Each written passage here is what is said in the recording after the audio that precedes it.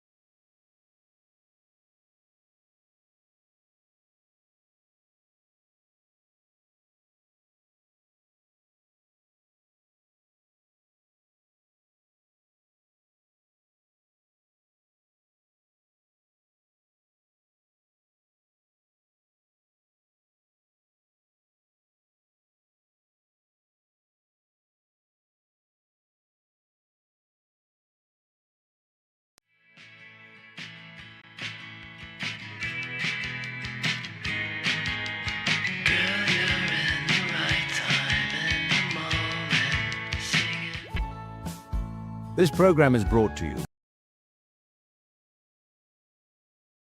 Is this better? Can you hear me? Can I hear me? Is it just that I'm crazy? Is it working? Oh, okay. I don't want the echo to go, otherwise everyone's head will explode. What was that movie? Scanners? I don't know. Well, hey gang, it's me. It's you. It's us. It's Sunday. I was gonna be all slick and stuff too. Microphone. That's always where I get caught up. I run upstairs and grabbed a nondescript, non-sponsored beverage. This is for sure killing me.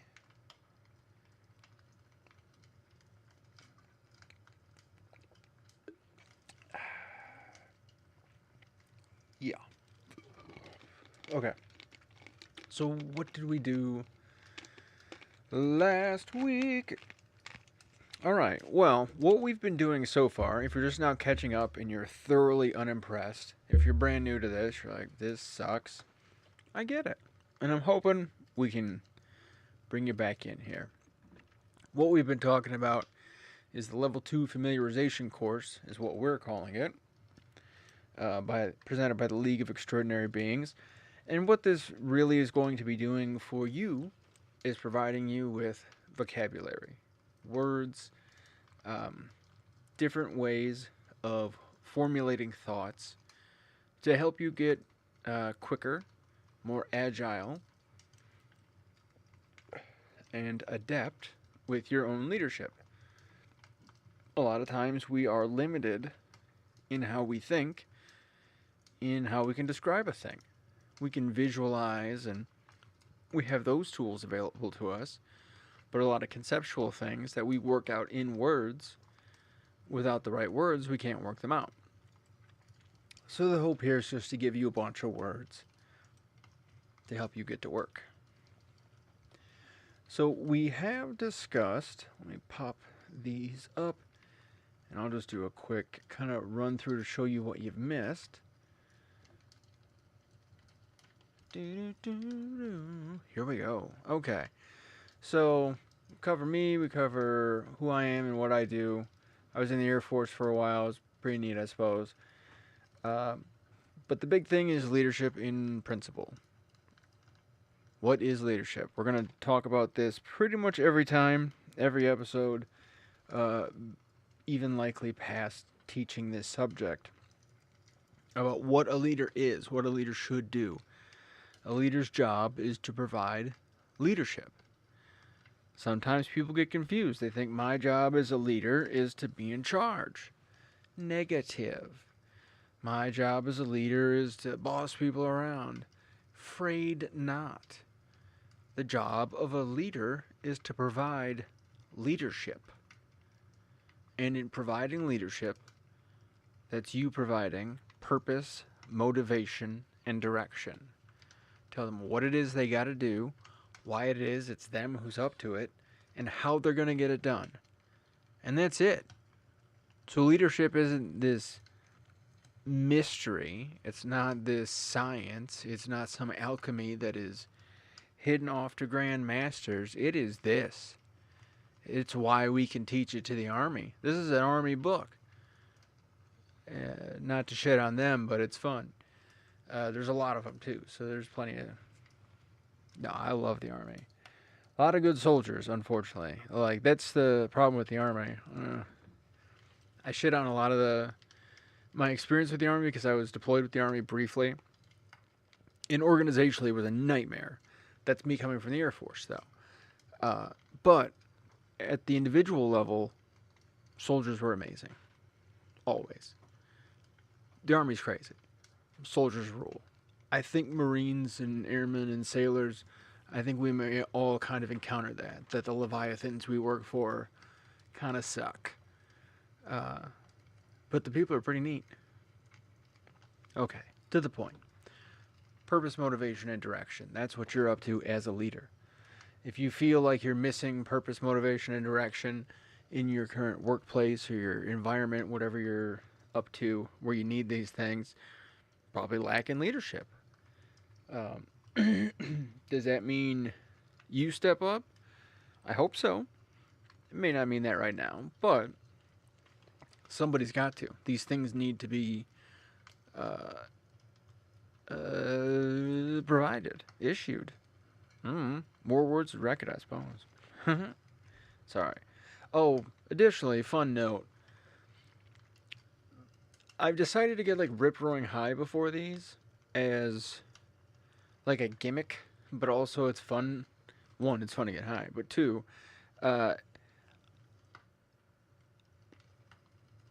I like kind of screwing this up.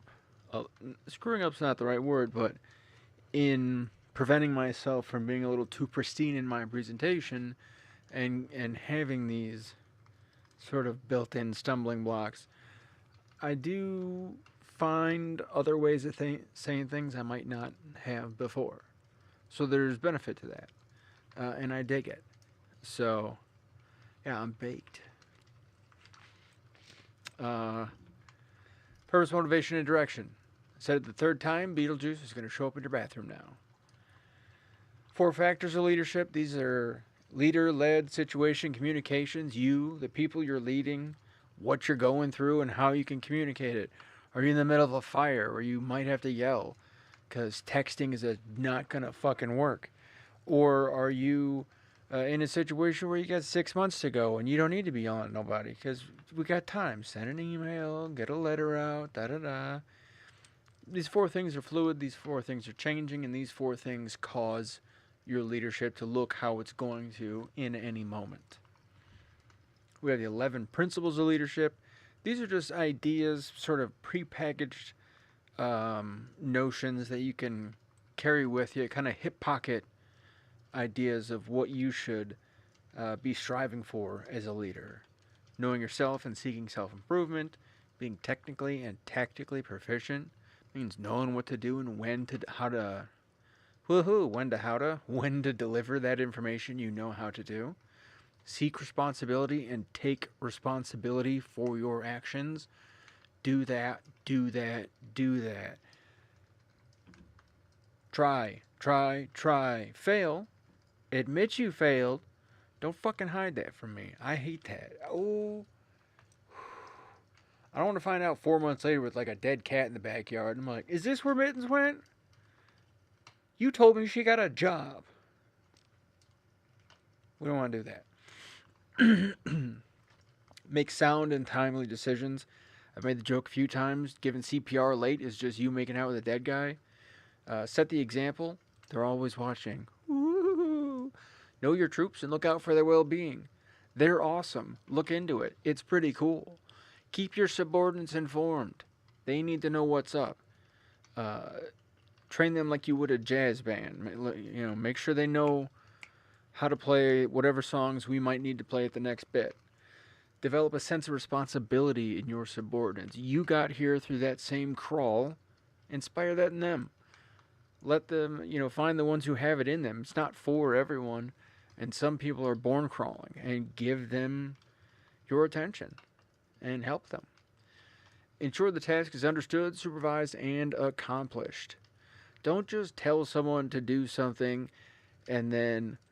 This one infuriates me the most when we get out in the wide world and someone will be angry that a subordinate doesn't know something, doesn't have a piece of information, doesn't have a skill. And then, so as an inspector, one of our first questions would be, did you train them? And they're like, mm-mm. And they're like, well then, fuck you, man. Why are you bitching? My cooks don't know how to wash their goddamn hands. Did you have a hand washing class? No, they should know this already. Well, they don't, and you need it. Fix the fucking problem. I don't know. There is this dilemma where people get sort of emotionally invested in the fact that, like, something hasn't occurred, or I don't know. It's really weird. And so we sort of hinge and stare at this hole where things should be, and like, fill it, goddammit. Well identified what the thing is. Fill it. I don't know. Sorry, that's me being bitchy. I was flashing back to a very particular place, and that was a very specific example. And you don't need to know that, chef. Buttons and notes. There we go. Supervised and accomplished. New folks need more supervision. Pros need less. Independent in the military means you don't need to be supervised by an officer. So independent troops are like independent NCOs, independent medical and dental technician. Those are people who report to an officer, have an officer in their chain of command, but in their functional operational space don't have one. That may be somebody off-site in a satellite function.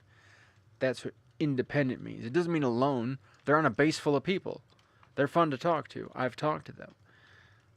But independent means we don't have to be staring at them all day. Build the team. You're there, you might as well. Come on. It's how you get Megazords and Ultrons and whatever. What are the Pacific Rim robots called? Them too. Do those form up to make bigger Pacific Rim robots? They're missing out if they don't. And employ your unit in accordance with its capabilities. Give your people tasks that challenge them.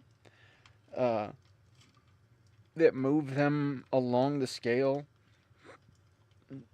Don't give them jobs they're going to fail so readily, and don't give them jobs that they're going to succeed in so readily. Don't give them opportunities to be bored, and don't give them opportunities to be disappointed. Your people are going to be good at a lot of amazing things. Task them accordingly. Okie dokie. Ba ba ba ba ba ba ba ba ba ba. We talked about all of these. A bee bee bee biddly doo doodly da. Then we talked about leadership in action.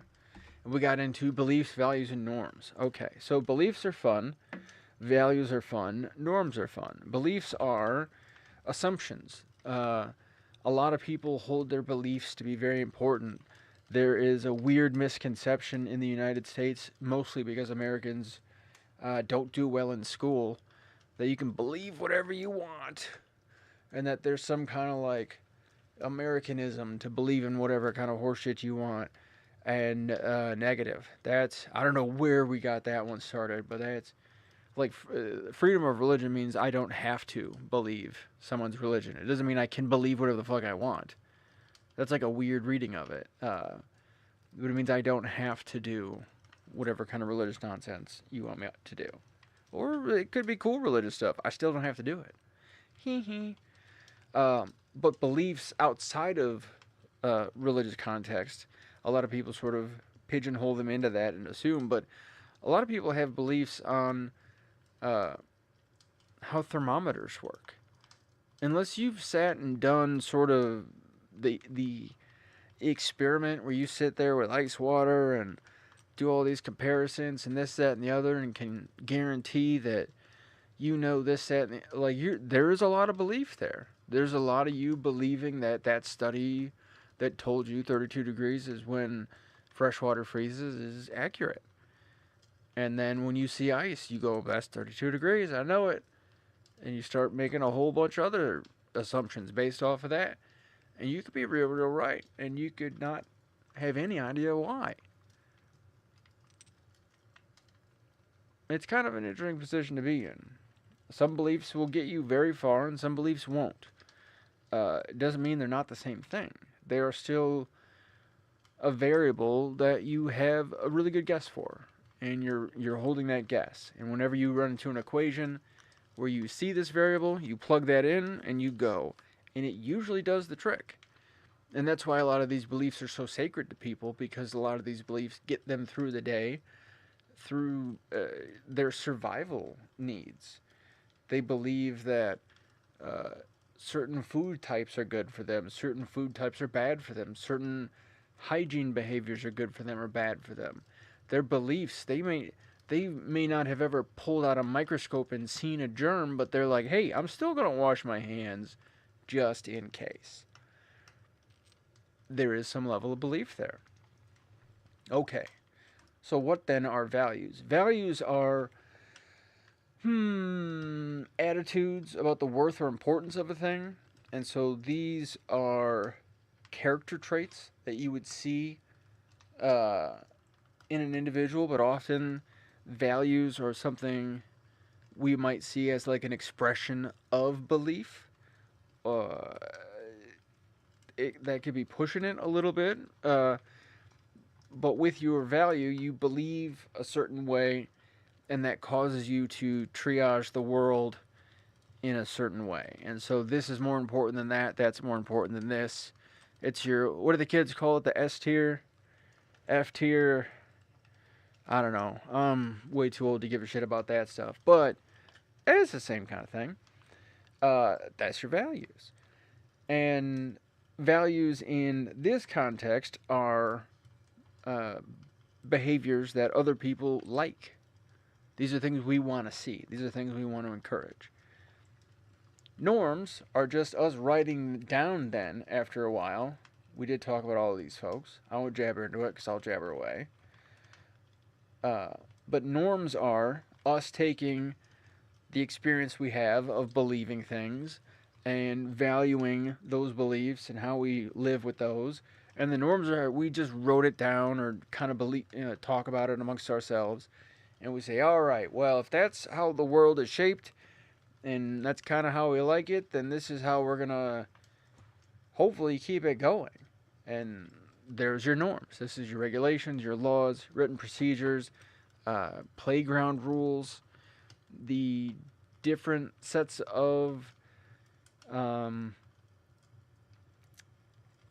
limitations on behavior is one way to look at it for sure.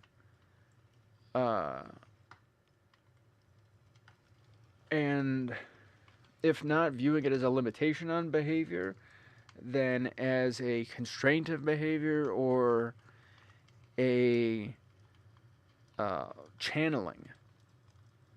Channeling would be more ideal. But in some cases, like if we look at the don't ask, don't tell laws, that was just like, boop. Nope. Afraid not, Floyd. No channeling involved. But that gives you people like the current Secretary of Wannabes. Motherfucker. I could take that dude in a fight, I tell ya. And he's for sure fucked more men than me. Wearing the flag around like it's a...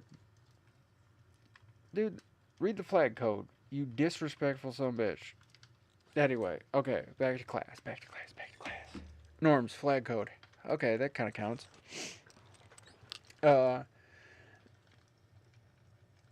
So, going into this, you're going to have your own beliefs and values and norms that you're used to. as is each individual that comes into your team. And then your organization is typically going to have some kind of level of guidance on that. If you're in an organization or if you're starting one, it's not an awful idea to point these things out. At the League of Extraordinary Beings, our core values are love first, everyone wins, victory through peace, and kindness at all costs. And we mandate that any activity that is done with our sort of blessing and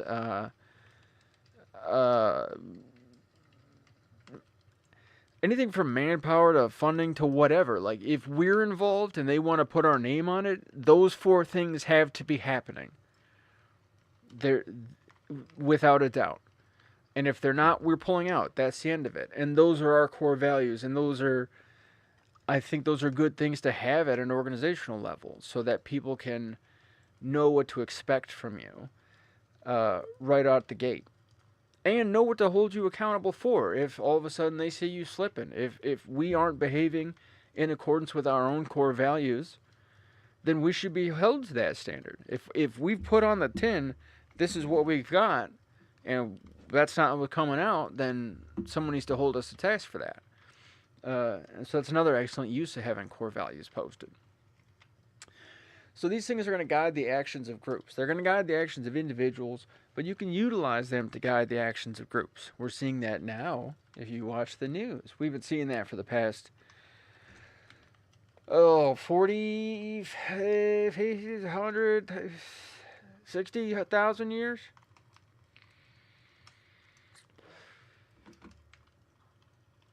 As like I'll call myself an amateur historian because I'm not published and I don't plan on it, at least not in history. Well, we'll see. But anyway, what the hell was I saying? My dog started barking and then I lost track of what I was doing. Teddy, are you okay? He's having a little yippy dream. He's a little yip, yip. He's adorable. He's got a scar on his face because he keeps itching it.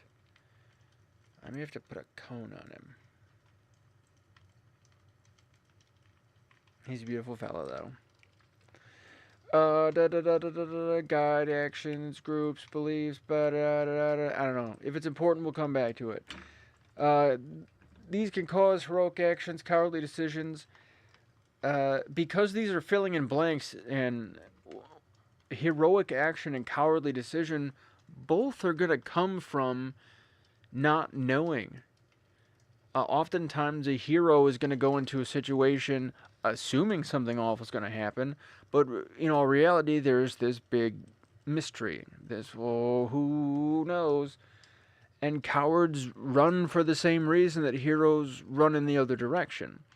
And so depending on the beliefs and values and norms you have going on, you may get more heroic action or you may get more cowardly behavior. If you've got everyone, we're only looking out for number one, well, that math gets real short real quick.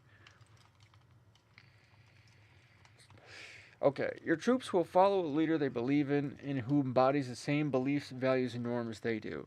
This does not mean everybody has to be Catholic. Everybody has to be Presbyterian. No. That.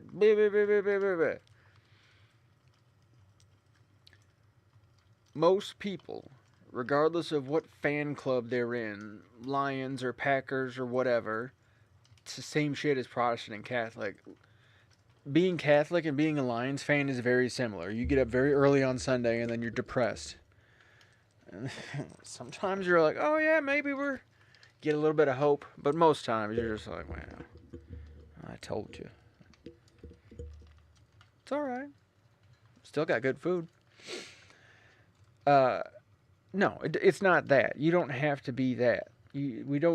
I don't need you to believe the same dumb shit I might believe. I don't need you to think the same stories I like are cool, the same music. None of that. None of that is significant. I need you to believe that human beings are capable of doing good things and that you would like to. That's about it. If you've got that in you, okay. I can work with you.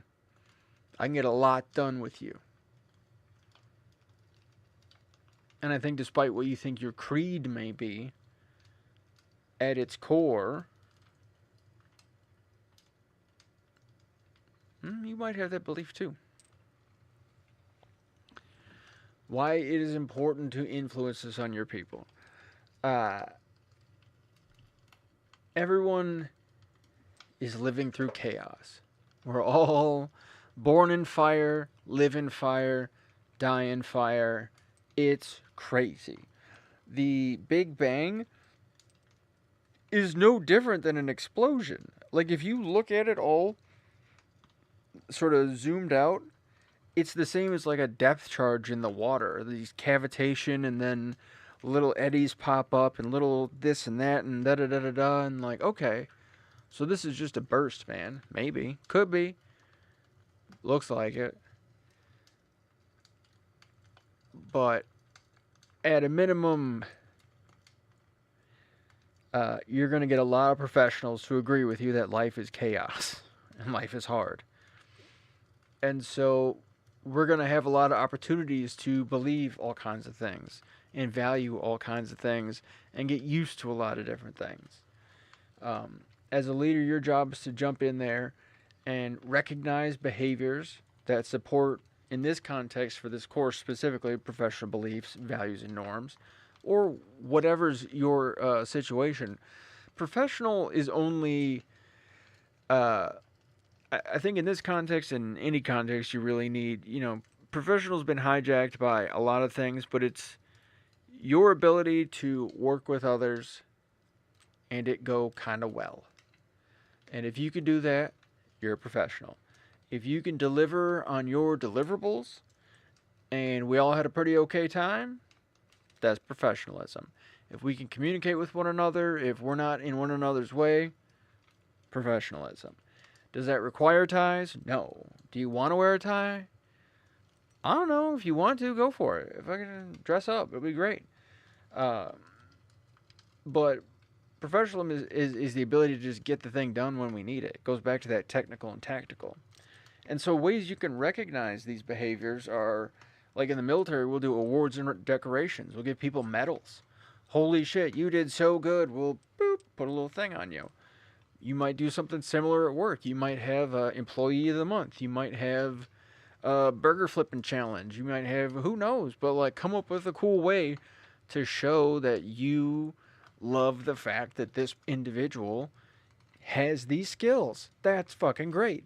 Because one, it's terrific for that individual. And two, it shows other people that that's a skill worth getting. It's a skill other people like. It's something we value.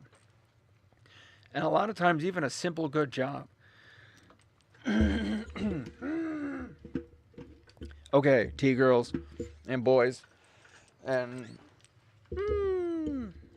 NBs are fun because I love that group. I'm probably stuck in there. Just saying. I love it though. Point being, the misgender thing. I get it. I grew up in a time when I didn't have to worry about being misgendered or whatever, because they would just call you like boop and hit you with a brick or some shit. So them even like acknowledging me as humans, pretty groovy. Hey, that doesn't mean one should appreciate any kind of level of bondage they didn't ask for. But we should be sort of mindful of the gains we have made. And anyway, you don't want to hang out with those guys anyway. But a good job's going to get you further than a fuck you, in this instance. So I get people who will misgender me. It, like in my household, it's she and her and everybody gets it. It's Jenny. She's up there doing that thing. The kids are fun. One time I heard, they go, which one's Miss Jenny? Or which one's Aunt Jenny? And they're like, she's the big guy. I'll take that. That's fun. But the trick is, rather than me getting, when they're like he, I might, but that's just an inside thing. I'm not going to say anything too much about it. Unless they're making a big point or whatever, then I might have to, make a show myself. But if they're just slipping, let them slip. And then reward them when they do well. If they, a lot of times people with me are very, very sweet, and I see them catching themselves. And I try to do my best to recognize that too. When they're like, she, thank you. Thank you so much. And I mean it too when I say that, because thank you. Thank you. That's nice. You didn't have to do that. It's lovely that you did. It really is. Thank you. And that gets you much further than being the cunty one who's always correcting people. Sorry. And it's appearances thing. I get it. Respect is respect. You want it. RESPECT. Come fucking find out what it means to me. But this is a dance. This is, you're talking to time travelers. You're talking to people from a different world. Speak to them in their language and reward them when they get yours right. Alright. Another way to influence beliefs, values, and norms is to test beliefs, values, and norms. When you put somebody through training that is tough and realistic, and sometimes a little too tough and a little too past realistic. One of my favorite instruction, is that what I want to call it? One of my favorite instructors was Bob Hassey, and Bob had a habit of setting up these scenarios that we would inject a small search and rescue team into, and they would do what they got to do, depending on whatever their procedures were for the time. And he was known for his crash scene procedures and his, I guess you could call it sort of like disaster scenarios. But in that same kind of area, he would set up these situations for us. And I shit you not, one time there was zombies. And, it was so close to being real that, our folks were just spaced out. It was just stressful enough that they were engaged in, okay, I got CPR going, I got to get something on here with there. That guy bit a guy. Let's keep an eye on that. Let's lock that room. And all of a sudden, hey, no, leave, cops. Let's do a thing. Zombies. We had to have that moment of, and that was a really terrific one too, because we're never going to come into zombies. We're never going to encounter zombies. But it is very possible for a small team to be in the middle of doing their first aid and getting their triage done, and then need to get the fuck out of Dodge because one of the patients has gone weird. Very, very rare. Super duper rare. But hey, all kinds of shit's rare. You're a medic. You gotta train for the rare stuff. But I remember that day so vividly. I remember the lessons from that so vividly. And I was 16 or 17 when I did that course. So it's been in there a while.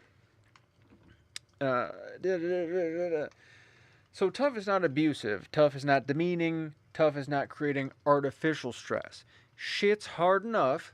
Let it be hard. Let it be as hard as it's gonna be. Being sleepy is hard. Being hungry is hard. Being tired is hard. Oh, that's the same as sleepy, I suppose. Itchy, dirty, sticky. Yeah, that's all hard. After you add all that up, that gets really hard. Tough just means without, let's call it, I wouldn't say without comfort, because that would sort of be insane, but without the padded comforts, the additional comforts. Strip it down to its most minimum is most bare.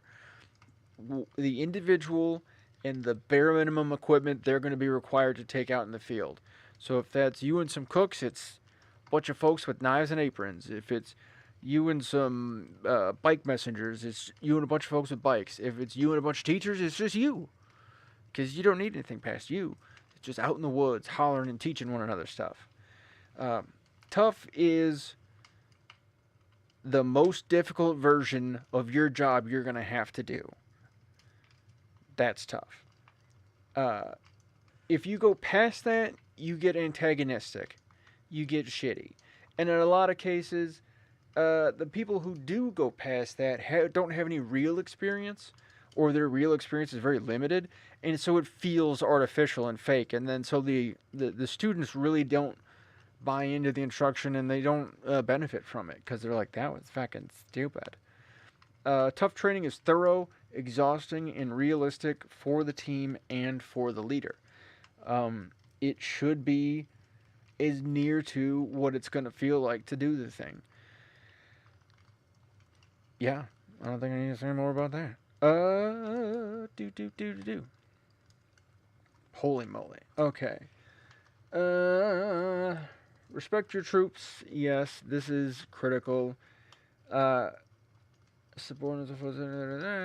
I'm speeding through so I don't have to read it to you. Okay, yes, okay, for sure. Read these if you want. But the big deal here is respect your people. If you respect your people earnestly and honestly, don't just do lip service and that's the worst. If you don't like people, say it. If you're not a people person, don't be. Be honest. Respect your people that much. Like, listen, I suck at people. Here's the things we got to do. You know, whatever. But, like, that's part of respect. That goes back to candor. But respect your troops, and it's a thing you got to earn. And when you earn it, it's a thing you have to use with respect and with care. Subordinates will put some respect into rank or grade. Like in a military context, if you're working for a sergeant so-and-so, you'll go, okay, it's somebody decided they needed to be sergeant. That tells you a lot. Out in the civilian sector, you may not have that, or maybe you do, depending on maybe you have a large organization that has kind of hallmarks in place for these progressive marks of, like, you know, people developing in their professional career. Once your troops respect you, and we joke about it amongst my team, and we call it the mommy-daddy relationship, where we'll go with our troops from a workplace kind of relationship into a very familial one. And often because it's sort of supervisory and there's a level of responsibility involved, it does kind of feel parental. And so we'll jokingly call it the mommy daddy. And you kind of want that, even if you're working at Panera Bread. Now, don't force it. Don't be a goddamn creep. I saw this one guy doing a video on how to not look creepy, and he looked creepy the whole time. And I don't know if that was a bit. It was a psychologist who usually does, like, breakdowns of why serial killers are fun or something. Now he just watched the interviews. He's like, this person should have been hugged more. I don't know. But they're doing this thing on, like, how to not look creepy. And the thumbnail is creepy as fuck. But creepy is forced. If you ever get called creepy, it's forced. It's because you're pushing something. Just chill. Relax. Relax your shoulders. Relax your energy a little bit. People think you're trying to push a square peg through a round hole, and they're a little leery about it. That's creepy. Or if you don't match energy, that's another creepy one. If, like, you're laughing where people are crying, or crying when people are laughing or something, you're like, what the fuck? And hey, you could have some kind of sort of emotional thing where that's a thing, and you're just a little creepy a little bit. But there you go. More vocabulary. Don't be a creep. Don't force a thing. Just chill, baby. We like you. And even if we don't, we love you. We'll get there. When your people are concerned with impressing you, and not impressing you because you're awesome, like, oh man, I can't wait to show Sarge how many push-ups I can do. I don't know. I mean, I have had people do that. They're like, Sarge, check it out. But that's because we were working on it. It wasn't like because they knew I particularly give a shit about push-ups. It was because they were like, look, I can do 30 now. I'm like, oh, hell yeah, dude. That kind of thing. But when your people are looking to impress you, it's easier to motivate them. It's easier to get them to move on to the next task because we're in this together. We want to do this. We've got that mommy daddy energy. And like, all right, team, here we go. We have been tasked with going to the zoo and setting up a lemonade stand. And at that lemonade stand, we're also going to sell pretzels and cake, and we're going to raise $1,000 for charity. Okay, let's go. That sounds fun. That sounds like not fun. Standing around in the fucking sun doing math? No. But the way we kind of sell it on, hey team, we're going to go out there and do this thing, it's an easier sell if it's going to be us together as a team. People we know, people we worked with before, people we have fun with, people we respect. It's going to be okay doing that. It's not going to be math in the sun. Oh, so additionally, this is an excellent opportunity for you to avoid having to holler and scream and get pissy and do kind of punishments. If your people want to impress you, that means disappointing you has an impact. And I've used this in the past because it's been there to use, where I've earned the respect of people and I've cherished the respect that I had, and they let me down and I let them know. And I didn't have to yell. I didn't have to scream. I didn't have to say anything more than, you guys let me down. You know the standard. Make it happen.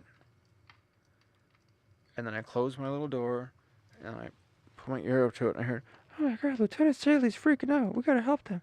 I mean, we really fucked up, guys. It was adorable. They were all like, oh my God. And they helped me out. And they did amazing their next inspection.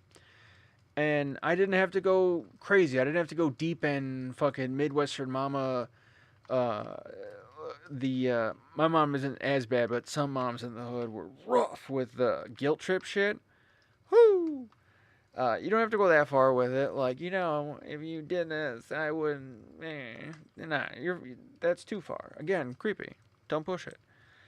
Be genuine, because your praise can be cheapened if you overissue it. It can be. This is delicate. This is love. This is real. This is. Sorry, Floyd. You just thought you were in charge, but this is what it takes to be in charge. Management of the heart. Deployment of the heart. So what is character? Character, then, is just all this added together.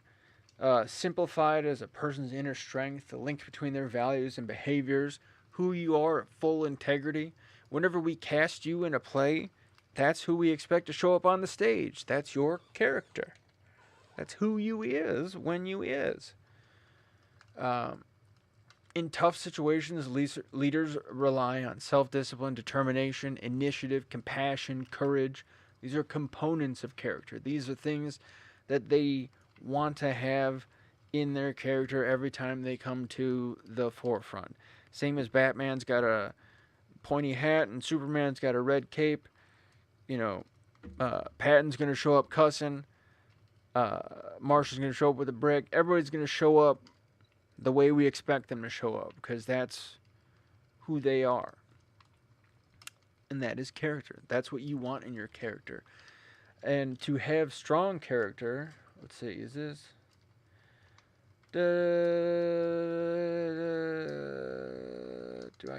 I was trying to skip to a thought. I was trying to skip to this thought. Talking about weak and strong character. So the dialectic shit, dialectics in philosophy just means trying to find a truth by looking at opposing views of a thing. Or trying to narrow into an idea by triangulating around ideas that kind of beat around the bush with it. Like a lot of how I speak, I suppose. But in this, more so, you can have shitty behavior and good behavior. And that should tell you something about people. It should show you their capacity. It should show you about what they can do. the capacity for an individual to have any kind of behavior is indicative of their ability to have any kind of behavior. Some people are more prone to things just due to experience in biology, but most of us are capable of doing the same shit as most of us. There's not a whole lot outside of anyone else's grasp. When developing newer and more effective traits, some old stuff has to be unlearned or accounted for. What is this shit? I can't. This slide is confusing the hell out of me, and I apologize. Could be a little because I'm high. Could be how I wrote it. People who stalk information, people who steal from other employees' lockers. Oh, people who are sort of persistently breaking small, kind of minor rules. Where you're like, what the fuck, dude? Why aren't you? That's people who want attention. That's people who are looking for something that they're not getting elsewhere, particularly in someone else's locker. But no, those situations, in most cases, people want to be good. We see there's that capacity for good, there's the desire for good, there's that drive for good. And then so when you see them demonstrating shit behavior, a lot of times it's because there's a thorn in there somewhere. And once you excise that thorn, they become great again. It's nutty.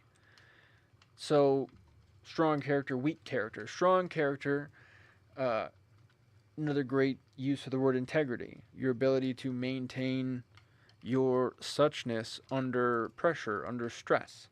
So a person of strong character can recognize what they want. They have drive, they have energy, they have self-discipline, willpower, courage. Maybe not all of them at once. Maybe not all of them right now. But they cycle through them. They get a handle on them. They've touched them. And these are the traits that they want to get to. Wait, is that what I wrote? And has these traits to get what they want. What? Dude, I must have been high when I wrote this slide. A person with a weakened character may not know what they need. That one's an interesting one because, and you'll see people with strong character may not ever focus on this. They may not ever think about what their character's like. They're just like, I am who I am. And they pop out of their way through the world, and that is strong character. I am who I am is strong character. The I don't know who I am is weak character. The, oh, alright, I guess so. That sort of meek and mild and pushed around. Malleable. You can be turned into things. You can be... The risk of running around with a weak character is you can be cast in a lot of roles you don't want to be in. That's how you get in trouble in life. That's how a lot of good kids get in bad trouble. Is they don't have the strength to say, no, I'm good.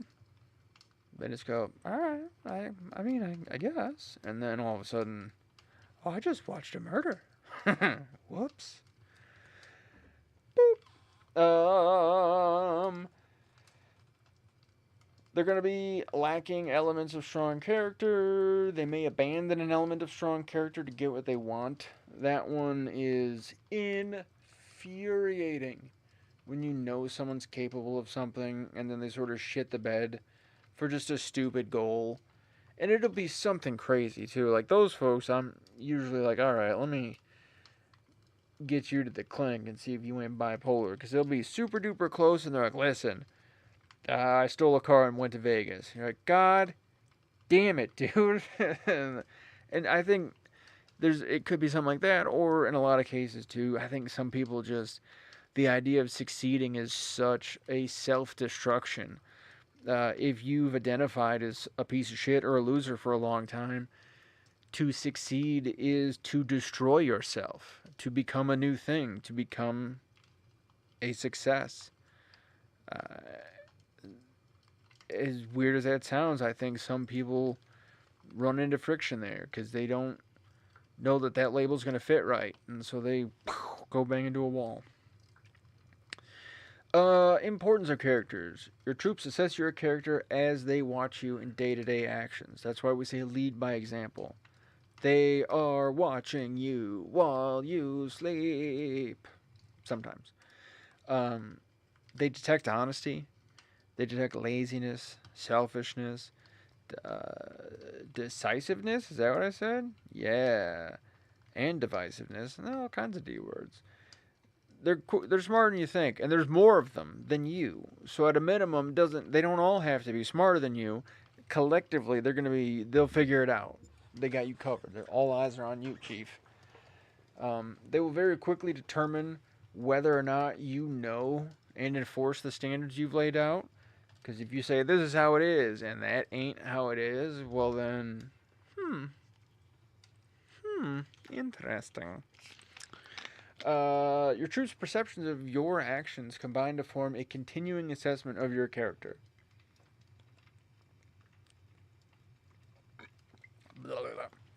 There's this old saying that, like, you're three people or something: who you think you are, who other people think you are, and who you really are. It could just be from a poster with a cat on it, but I suppose so. That does have a certain degree of truth to it, especially if there's difference in how you carry yourself to how you are really built. I think a lot of people don't carry themselves with the respect to how they're built. A lot of you people are warriors, and you walk around with droopy shoulders like wet napkins. We'll get you. People want to be led by leaders who provide strength, inspiration, guidance, and will help them become winners. Whether or not they are willing to follow you depends on their assessment of your courage, competence, and commitment. If you can stick it out, they'll stick it out. If you're wishy-washy, they're gone. If you have a high turnover at your place of employment, it's likely a leadership issue or a pay issue. Typically, those two go hand in hand because leadership's issuing pay. But this is a very common one I hear at sort of lower level management, younger managers, people in service industries, people in professional industries as well. But just shitty managers who are like, well, I'm in charge and this is how I say it goes. And then just nothing happens because they're weak-willed, weak-minded, weak character in general. And that weak character is detrimental to an organization. It's detrimental to a leadership role. You need someone with strong character.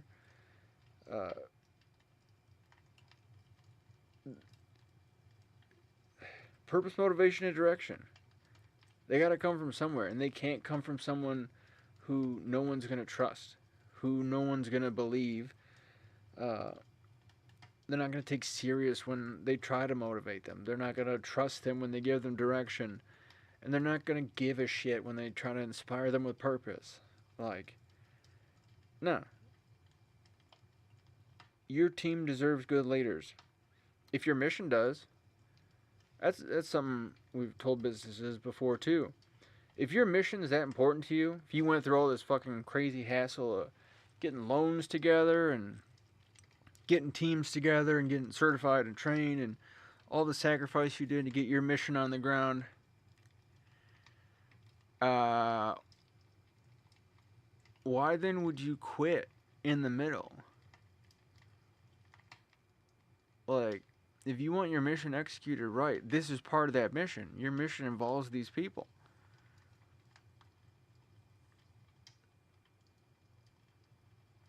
And if you don't recognize that early on, your mission will fail. If you're dreaming of your restaurant and there's no people in that dream, you're on your way to failure. Always account for your manpower equation, because that is the only thing you have. Your people is the only thing you have outside of you. Sure, you got knives, forks, spoons, and cars and whatever. All that can disappear. All you have is your people. All you have is you. Alright, well, we're getting close to the evening, end of the evening here. Ooh, do I want to do...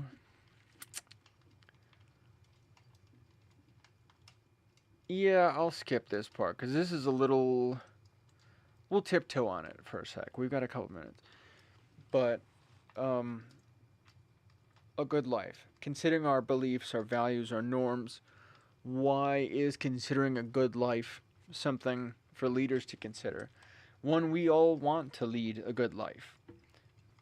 We want our people to lead good lives. Otherwise, what's the point? There is no point in causing anyone else to suffer. They're already going to. Everyone's going to catch the flu, shit their pants, and die. It's coming. We're good. We don't need to add to that. And we really do so much better when we alleviate that. So there aren't any real excellent examples. Some people believe a good life might be something devoted to good, something like a monastic life where just out chastity, charity, poverty, and getting her done that way. Eudaimonia, I wrote up here, is a phrase described by Plato. EU, means good. Daemon is a spirit or a holy spirit, as opposed to a demon or a daemon. There's like three, all really closely spelled. But in this context, a daimon refers to a spirit that would be a guiding spirit, a holy spirit, a fairy godmother, spirit animal, something kind of in there. But specifically here, your spirit, the thing that's in you animating your body. So eudaimonia is a good life, as Plato describes it. Then is having a good spirit.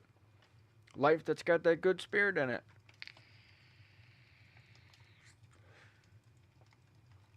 I do agree with that in a lot of ways. I find it kind of hard to disagree with. I think there can definitely be other components to good life. But I think at the individual level, it's a good sales pitch for that Holy Spirit. uh,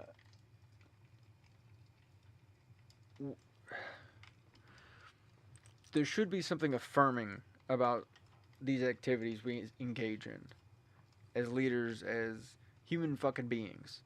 Whether that's working at Dairy Queen and doing the upside down thing, like, holy shit, it did it again. That's cool, cherish it. All human activities, weird. It's weird. Most things are rocks. And past that, most things are bugs. And then there's us. It's crazy.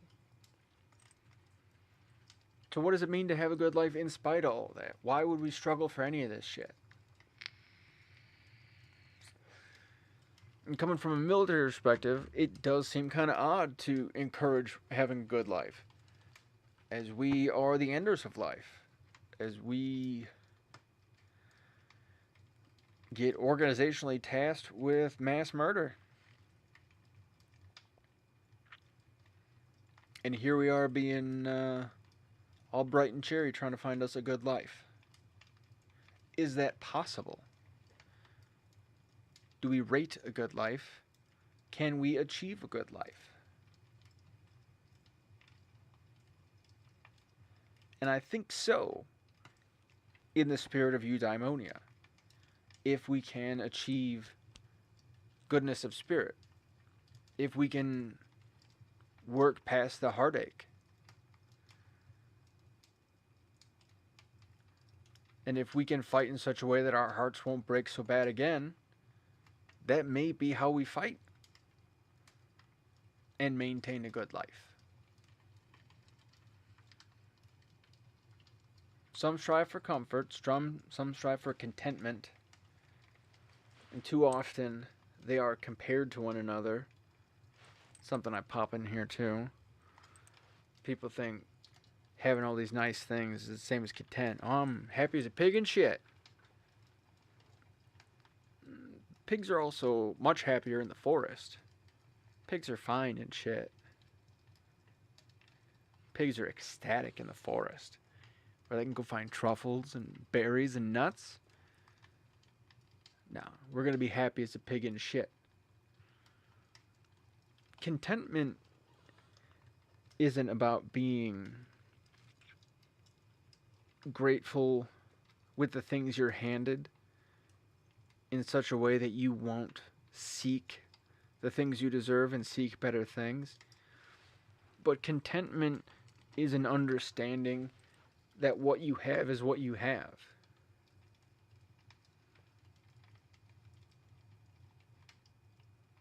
And not needing that to change. I'm very content with my life. I have a very good life. I am filled with eudaimonia. I may need to go get a swab done. Just dripping with it. I have some comfort. I have a great deal of comfort in the modern era. Compared to my ancestors, I'm comfortable as fuck. Am I content? Yes. Do I want more? Yeah. What is it that I want? To expand contentment. To help others reach contentment too. But I get that I can't help everybody. I will die failing if my goal is to help everyone. And I will die sad if my goal is to never help anyone else. And so I'll have to go somewhere in the middle between one more person and every other goddamn person on the planet. And I'm content with that. I'm content with failing. I'm content with not making it to the promised land I pick out and still marching people there. Because why not? Why not die on the road with my boots on and all that bullshit?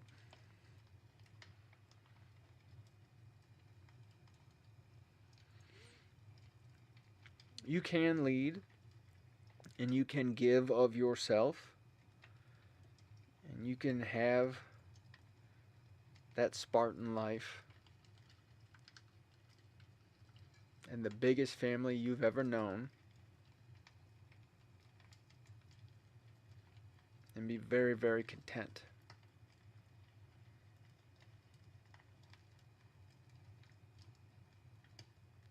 That's just me speaking from experience.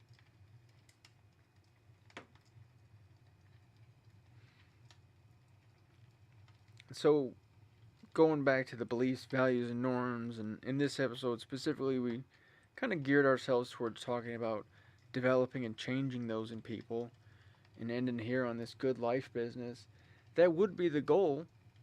Like we said with our core values, love first, everyone wins, victory through peace, kindness at all costs. So if you're going to be in there tinkering with somebody's noodle, make sure this is the goal. It's so that you have a good life, that they have a good life. You better be trying to get their life good first, Chief. We'll cover that one when we get to good eaters eat last, or good leaders, good eaters. Good eaters eat whenever they want to. Good leaders eat last. But that is the point of leadership as a science, is to ensure the expansion of the good life. And I think it's why we see leadership lacking in the public. And why we see fucking billionaires and the kind of nonsense we do.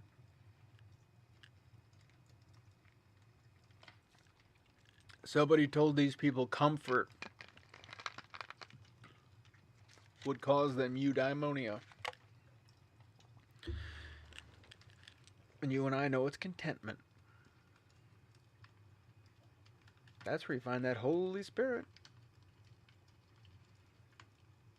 That's how you get moved.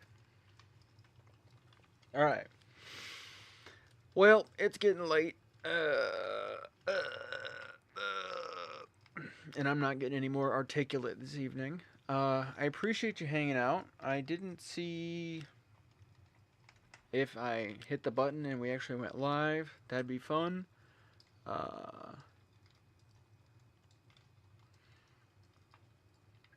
And okay, let me be honest with you too. I am struggling a little bit as I go through the material this evening because I'm trying not to talk about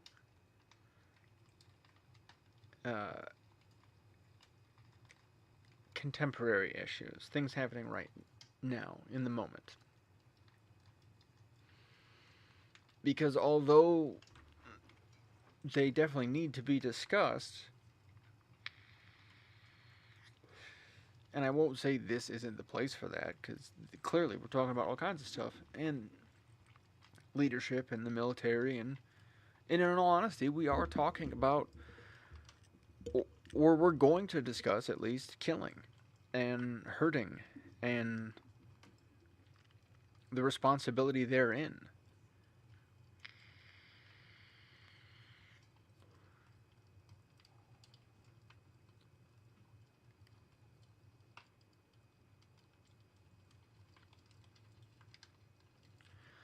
I found out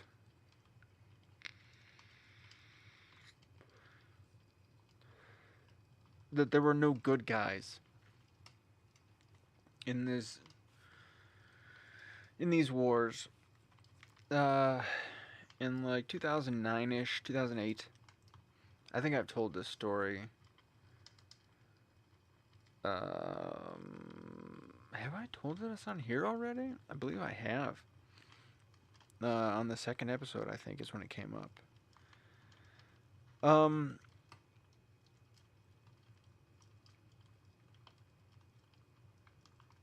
But we're in a place where it is hard to be a warrior. It is harder to be a civilian. I'll give you guys credit for that. It's always harder to be a civilian in war. No one knows what the fuck's going on. A lot of opportunity to get hurt. A lot of opportunity to lose. A lot of opportunity to get lost. At least warriors get weapons. That's kind of nice. This war's not a good one. It's not. No war is a good one. They all suck. This one just sucks for so many different ways. Just poorly conceived on all angles. It's another issue too, sort of historically. You can look at like the failures of the Confederacy. The Confederacy was an interesting, yeah, they suck, they're the bad guys, etc. Traitors gonna trade. What are you gonna do? But if we zoom out and go look at what occurred outside of who did what, but let's look at what occurred, it's not far off from this kind of thing too, where you have this coalition of morons that develop momentum because they got money and guns or some shit. And really that was a lot of the I don't know. Did you guys see Princess? We'll have to look for her. But you see these coalitions of morons. It's an unfortunate word. But although these ideas get funded, they can't. They really kind of come from single source funding points because they're dumb ideas. And so a lot of times rich shitheads will get involved, people who don't have experience in like a real life. They've all lived a sort of simulated life, a very padded, kind of easy lifestyle. Everything they've had's for free. They don't know how much shit actually costs. And then they get out in the real world and lose their fucking mind and panic, and then they, Robert E. Lee, people give him a lot of credit for mostly, and I think this is what we need to be truthful about with Robert E. Lee, is that we need to give all of that credit to, what was his name?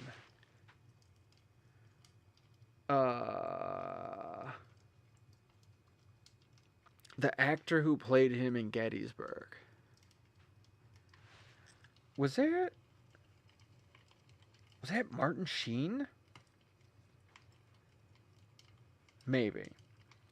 But that's who people like. They like the character in the book. They like Robert Lee was a wiener. He was a rich kid. He was a shithead. He was a slave owner. His wife sucked. They didn't like each other. It was just this weird hoity-toity, fruity, kind of like closeted, chase me around kind of thing. Unpleasant. They got him because, and there's this big speech about how Lincoln wanted him and yada, yada, yada, yada. Lincoln wanted him because it would have helped. That's all. I'm getting generals together. You're one. But he was a rich kid, part of the rich kid army, and like he fucking led like a rich kid and failed the Confederacy as a result because this hillbilly force is being led by, Prissy Nancy Pants here.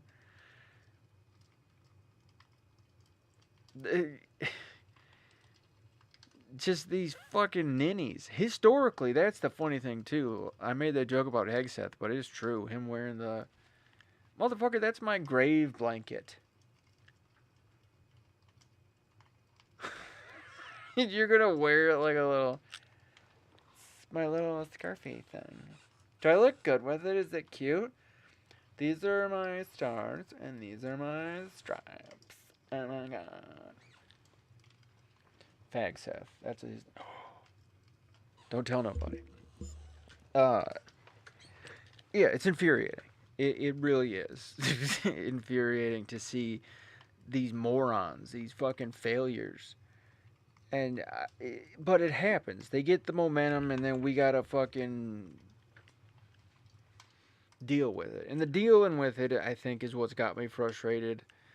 Emotionally, intellectually, the list is short, and emotionally, that hurts. That leaves me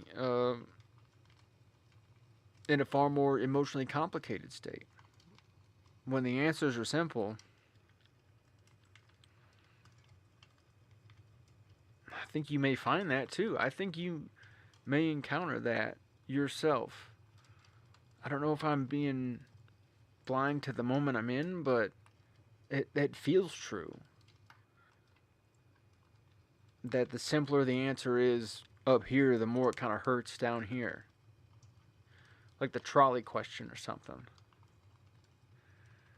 One of those you go, yup, fuck.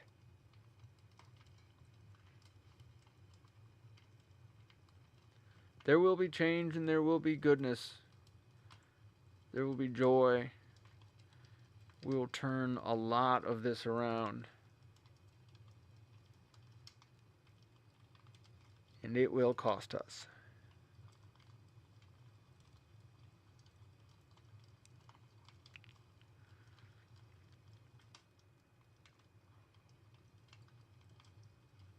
So I think about that simultaneous to teaching you these things. Because I want warriors everywhere. I want good warriors everywhere. Great warriors everywhere. I want everywhere to be a Viking boat.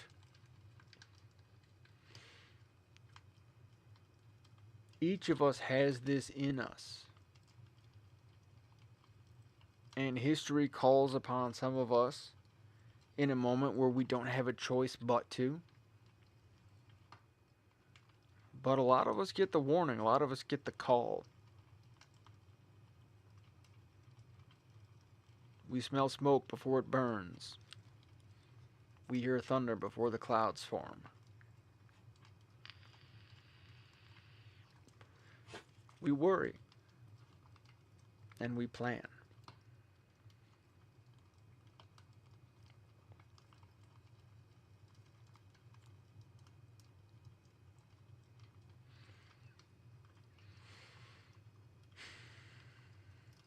Victory is attainable.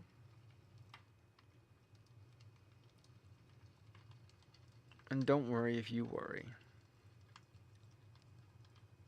I do too.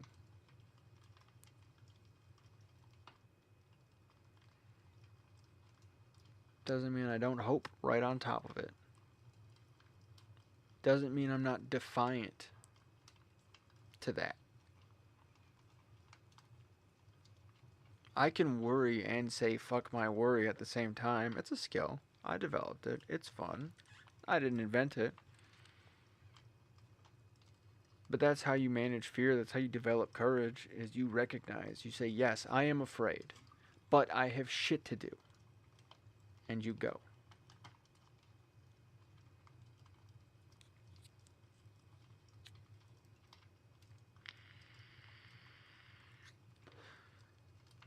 So it's okay to be afraid during all this. You still have shit to do. It's still your good life to lead. In this, you can be filled with that good spirit, that Holy Spirit, as my church friends like to say. Feel that Holy Spirit drive you towards victory. That's a fun way of saying it. So yeah, that good life may not feel good all the time, may not look good all the time. Half of winning a boxing match may involve you getting punched in the fucking face before they raise your hand up in the sky. A lot of this going on.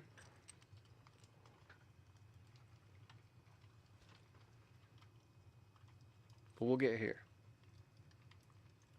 We will. Alright. Sleep tight. Or else.